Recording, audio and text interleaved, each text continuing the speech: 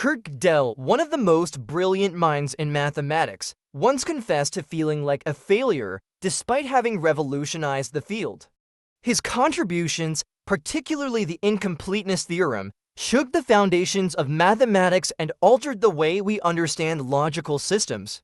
Yet, despite his groundbreaking achievements, Gödel struggled with deep personal insecurities throughout his life. Albert Einstein, who is a close friend and colleague of Gödel, once said that he would go to his office each day just to have the privilege of being permitted to walk home with Kurt Gödel. This statement highlights the immense respect and admiration that Einstein had for Gödel, not just as a mathematician, but as a person. Gödel's Incompleteness theorem, published in 1931, revealed a profound truth.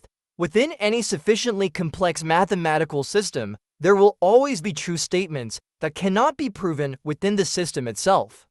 This discovery changed the course of mathematics, proving that there are limitations to what can be proven logically within any given set of rules. Although it's a highly abstract concept, it can be understood through analogies like the liar paradox. This statement is false. If the statement is true, it must be false. If it's false, then it must be true, leading to a paradox.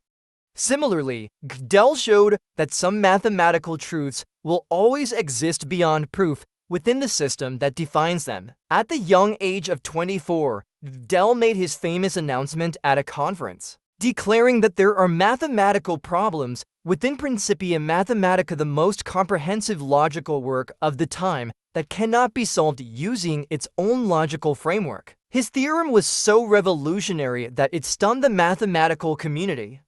John von Neumann, one of the greatest mathematicians of the era, immediately recognized its significance, calling it a landmark in mathematics that would remain relevant for centuries. However, Gödel's discovery directly challenged the views of prominent figures like David Hilbert, who had famously stated, "In mathematics, there is nothing unknowable."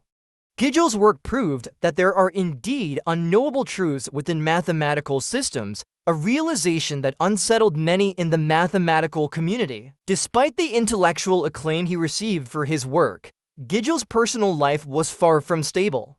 The political turmoil in Austria, combined with the economic hardships of the Great Depression, made it difficult for him to find a permanent academic position. He held a position at the University of Vienna as a private docent, but this was an unpaid role, offering him little financial security. As Austria descended into chaos under Nazi rule, Gödel's mental health began to deteriorate, exacerbated by the sudden death of his mentor Hans Hahn. Gödel's paranoia deepened, leading him to believe that his food was being poisoned.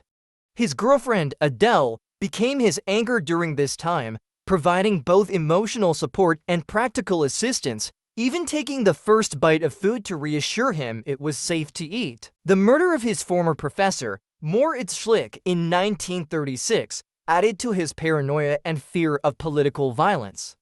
Schlick, a leading figure of the Vienna Circle, had been shot by a former student in an act of political violence. The incident marked a turning point for Gödel, who became increasingly distrustful of the political climate and fearful for his own safety.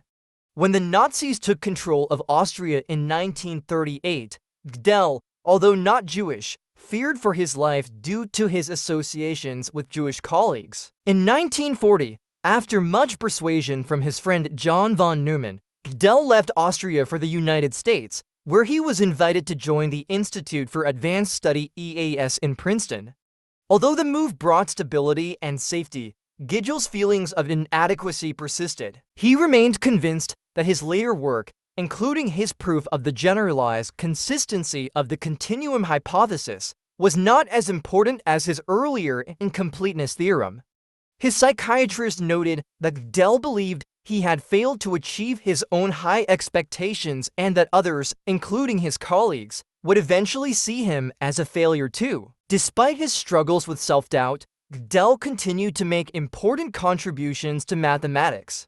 He became an American citizen in 1948 after carefully studying the U.S. Constitution and even discovering what he thought was a logical loophole that could allow a dictatorship to arise in the United States. However, his mental health continued to decline, and by the 1950s, Gödel became increasingly paranoid about his health.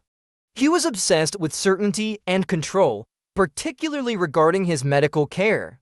He refused necessary treatments, such as prostate surgery, fearing that doctors were trying to harm him. Gödel's obsession with certainty extended to his philosophical views as well.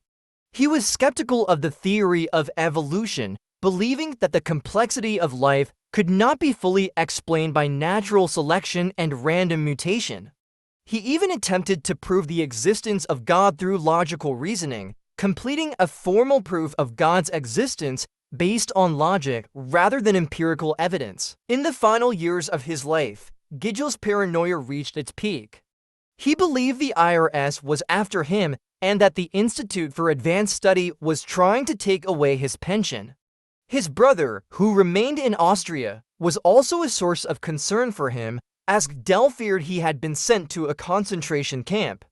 When his wife Adele fell ill and was hospitalized, Gödel refused to eat, eventually succumbing to malnutrition and dying on January 14, 1978, at the age of 71. Gödel's life was marked by both profound intellectual achievements and personal struggles. His work on the incompleteness theorem revealed a deep truth about the limitations of mathematical systems, and his philosophical ideas raised important questions about the nature of reality and existence. Yet, despite his immense contributions, Gödel's internal battles with self-doubt and paranoia defined much of his personal life. His legacy, however, remains one of the greatest in the history of mathematics, showing us that even the most brilliant minds can feel like failures, and that there are limits to knowledge and certainty in both mathematics and life itself.